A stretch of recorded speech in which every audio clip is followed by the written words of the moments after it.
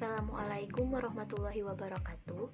Tepangkeun wasta simkuring Alexa Udisti Fitria di kelas 11 MIPA 2. Simkuring bade ngadugikeun lengkah-lengkah hirup sehat di imah pikeun yang hareupan pandemi COVID-19. COVID-19 nyaeta hiji ngaran virus anyar anu muncul di akhir tahun 2018 di kota Wuhan, Cina. Di Cina terus nyebar ka hampir kabeh negara sakuliah dunia kaasup Indonesia.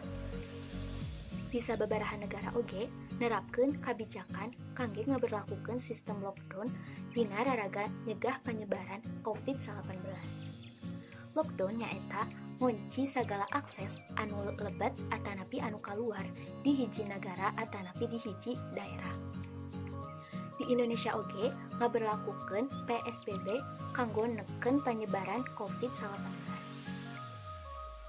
Aya oge lengkah-lengkah hirup sehat di imah anu bisa ku urang dilakukeun pikeun yang hareupan pandemi COVID-19. Anu kahiji nyaeta nuang tuangan anu sehat tur bergizi. Tuangan anu bergizi bisa ningkatkeun imun awak urang. Anu kadua nyaeta rajin ngumbah panangan nganggo sabun sarta cai anu ngocor. Ngumbah panangan anu leres nyaeta salami 20 nepi ka 30 detik. Anu katilu nyaeta rajin olahraga minimal 30 menit per dinten.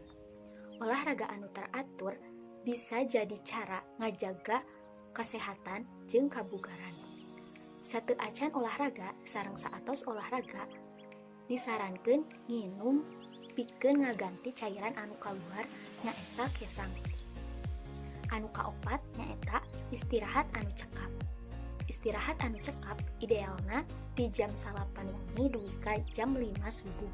Nyaeta sakitar 8 jam. Anu kalima nyaeta ngajagi kesehatan mental.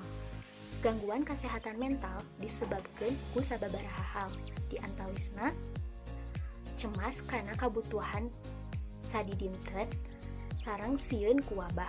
Ku kituna kurang kudu ngajaga kesehatan mental ku cara aktivitas fisik sapertos olahraga jeung ngalakukeun kagiatan nyalira sapertos masak, maca buku, nonton film, jeung sajabana.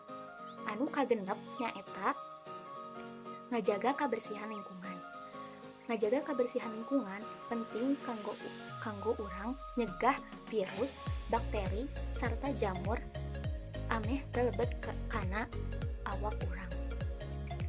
Hayu urang sami-sami ngeureungkeun panyebaran COVID-19 ku cara calik di bumi wae sarta ngalakukeun hal-hal anu tadi supados teu kakeunaan ku COVID-19. Rupina sakitu wae anu tiasa ku simkuring dugikeun. Mudah-mudahan aya manfaatna. Hapunten bilih aya kalepatan. Wassalamualaikum warahmatullahi wabarakatuh.